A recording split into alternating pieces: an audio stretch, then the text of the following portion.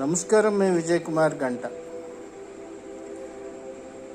మేడి పండు చూడ మేలిమై ఉండు, పొట్ట విప్పి చూడ పురుగులుండు, పిరికి వాని మదిని బింకమేలాగురా,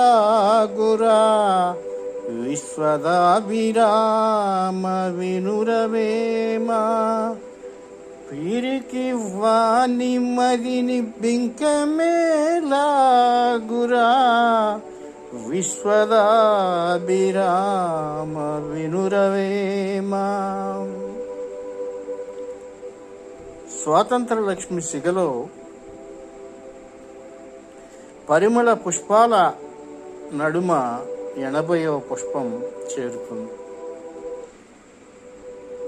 పసిపాపగా చేతపట్టిన త్రివర్ణ జెండా ఎజెండా అంశాలు మనం గమనిస్తే ఆకలి, దారిద్ర్యం, పేదరికం, అవసరతల నిర్మూలన. ఆమెకి 80 ఏళ్ళు వయసు వచ్చిన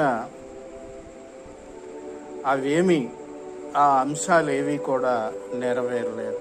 కానీ భారతదేశం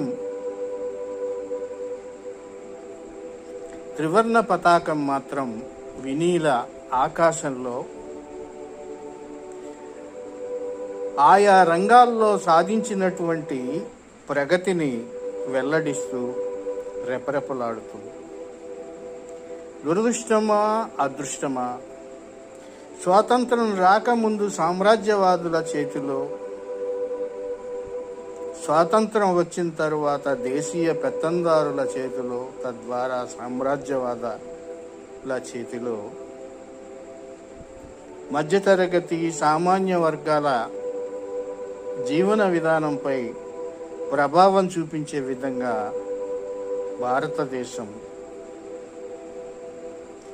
భారత మాత నలుగుతుంది.